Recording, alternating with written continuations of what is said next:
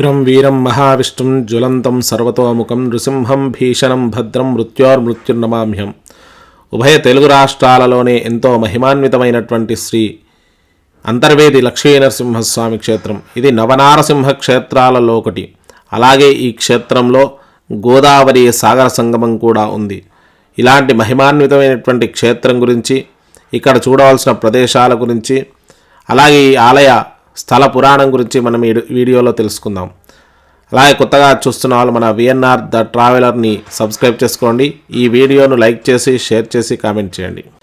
అంతర్వేది లక్ష్మీనరసింహస్వామి క్షేత్రానికి చేరుకోవడానికి మనం హైదరాబాద్ నుంచి సుమారు 440 కిలోమీటర్ల దూరం ప్రయాణం చేసి వెళ్లాల్సి ఉంటుంది. లేదంటే విజయవాడ నుంచి సుమారు 163 కిలోమీటర్లు, ఇక పాలకొల్లు నుంచి 30 కిలోమీటర్ల దూరంలో ఉంటుంది. దగ్గరగా ఉన్నటువంటి ఎయిర్పోర్టు మనకు విజయవాడ కానీ రాజమండ్రి కానీ దిగి వెళ్లాల్సి ఉంటుంది. ఇక రైల్వే స్టేషన్ పాలకొల్లు వరకు ఉంటుంది. మరి ఈ క్షేత్రాల్లో ఎక్కడికైనా వెళ్ళి అక్కడి నుంచి మనం ఈ అంతర్వేది లక్ష్మీనరసింహస్వామి క్షేత్రానికి చేరుకోవచ్చు. అంతర్వేది లక్ష్మీనరసింహస్వామి క్షేత్రం యొక్క స్థల పురాణం మనం చూద్దాం. పూర్వము హిరణ్యాక్షుడు హిరణ్యకశ్యపుడు అని ఇద్దరు రాక్షసులు శ్రీ మహావిష్ణువుతో వైరాన్ని పొంది మరి సాక్షాత్తు ఆదివరాహస్వామి స్వరూపంలో ఆ యొక్క హిరణ్యాక్షుని సంహారం చేస్తాడు. తర్వాత నరసింహస్వామి స్వరూపంలో హిరణ్యకశ్యపుడి యొక్క సంహారం జరుగుతుంది. దీని తర్వాత ఆ యొక్క హిరణ్యాక్షుడి కుమారుడైనటువంటి రక్తావలోచనుడు బ్రహ్మవరం చేత ఆయన శరీరంలో ఒక రక్తపు చుక్క భూమిపై పడితే అంతే శక్తివంతమైన ఇంకొక రాక్షసుడు ఆవిర్భవించేట్టుగా వరాన్ని పొందుతాడు.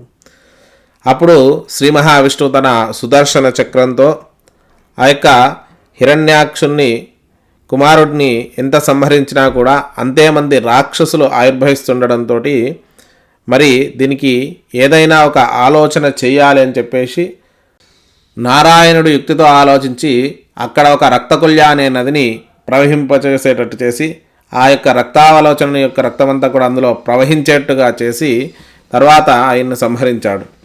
ఆ సుదర్శన చక్రాన్ని ఆ నదిలో కడగడం వల్ల అది అత్యంత పవిత్రమైన నదిగా ఇక్కడ స్థల పురాణం చెప్తుంది. ఎవరైతే ఈ నదిలో స్నానమాచరిస్తారో వారికి సర్వ పాపాల నుంచి విముక్తి కలుగుతుంది అని చెప్పేసి స్థల పురాణం చెప్తుంది.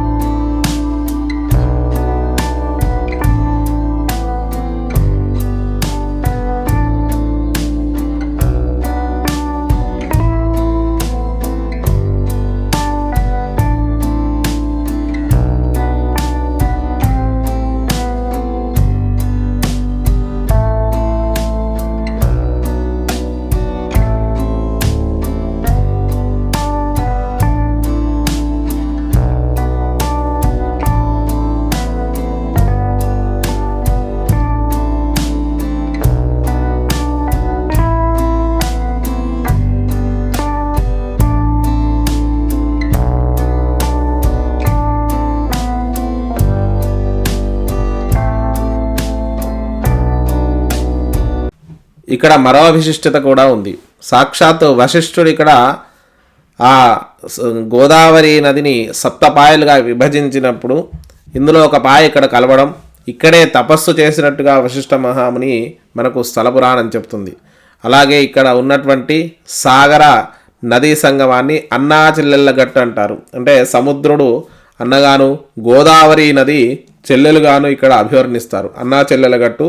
ఇక్కడ నది సముద్రం కలిసే చోట ఒక కట్టలాగా ఉంటుంది.